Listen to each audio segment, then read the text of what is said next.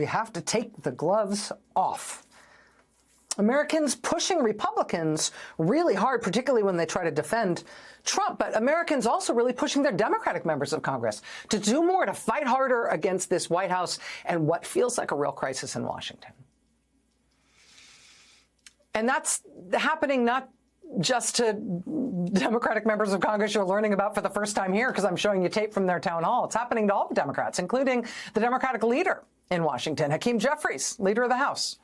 This was outside his office in Brooklyn, New York on Thursday. Hundreds of people calling on him to be more aggressive toward this White House, to stand up faster, to stand up more firmly, to fight harder against Trump and his top campaign donor. It happened to Leader Jeffries again the very next day in Oakland, California. This was outside an event where Congressman Jeffries was giving remarks. Hundreds of people gathered outside demanding that he do more. And I absolutely understand the sentiment, but what can he do? What does he believe is within his power?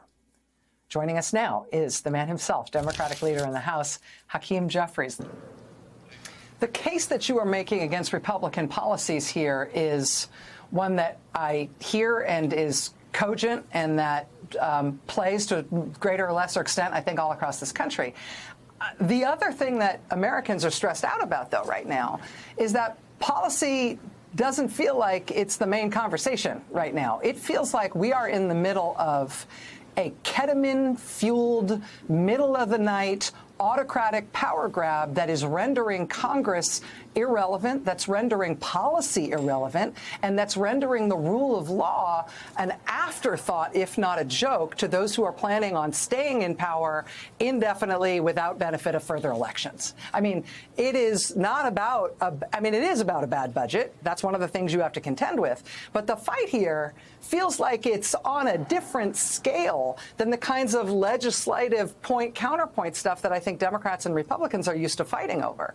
And I think what Americans are sort of clamoring for is to hear from you personally, as the senior Democrat in Washington, in the House where the margins are so narrow, to hear from you that you understand the scale of the threat and you have ideas about how to interrupt what feels like something that we have not experienced since the Civil War in terms of the threat to our republic.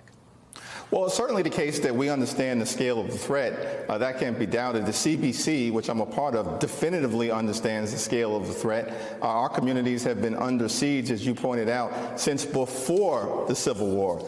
I'm a direct descendant of those very communities, so we understand the struggle, the history, the strength of people like John Lewis, which we're going to channel. That's my experience. That's my personal experience. That's my family's experience. And so we understand that. And as a caucus, it's definitively the case that we understand that. Listen, we launched a Rapid Response Task Force and Litigation Working Group. It's going to be led by Joe Neguse and, of course, a brilliant constitutional lawyer, Jamie Raskin, to be able to respond to and work with our allies like Tish James and others in part of what we are responding to. Listen, Elon Musk and Donald Trump, they're flooding the zone in part to create distress, to create a sense of invincibility and inevitability. But the reality is, there have been more than 75 different lawsuits that have been filed by democracy reform groups, civil rights reform groups, by attorney generals like Tish James and others. And we're winning in court. They're losing. More than 35 different unconstitutional and unlawful executive orders and administrative actions have been challenged. And they're not winning those cases in terms of the Trump administration. They're losing over and over and over again. That's been a forceful pushback. And that, of course, will continue.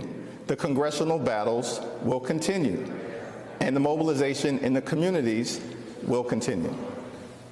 Does it help? Does it advance Democrats' ability to stand up against Trump and Musk and what's happening in Washington, to have people at these town halls, to have people protesting in various symbolic and important places, either that represent the government or that represent some of the forces that are at work right now within our government? Does people showing up and doing direct action, peaceful, nonviolent direct action, to try to put steel in your spine, among others, does it help, or is it more of a hindrance to you? Well, listen, public sentiment is everything, as Abraham Lincoln once said. With it, nothing can fail. Without it, nothing can succeed. I don't think anyone needs additional steel put in their spine. Let's be clear about that.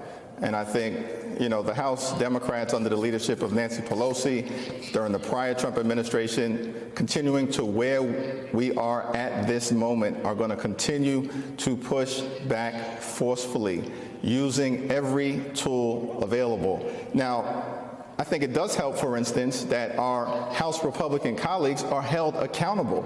Rachel, you appropriately mentioned we've got the narrowest majority that any party has had in the Congress since before the Great Depression. Narrowest majority.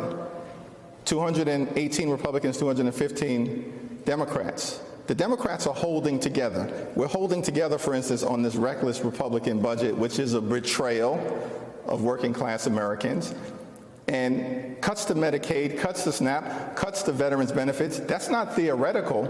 That hurts real people that I represent and that every single member of the House Democratic Caucus represents. That's not a theoretical fight. That's a real fight. But here's the thing. On any given issue like the budget, we only need 3. Not all 218 Republicans. We only need 3 to do the right thing for their constituents. And so the activity that we've seen over the last few days, over the last week or so, I think is going to let the Republicans know that no one is going to remove the spotlight from them. They shouldn't be able to escape accountability. And as Democrats, we're going to make sure that they don't. Democratic leader in the House, Hakeem Jeffries. Leader Jeffries, it is a real honor to have you here. I know that your time is valuable. Come back anytime, sir. I'd love to talk to you anytime you can stand it. Thank you so much. Thank you so much.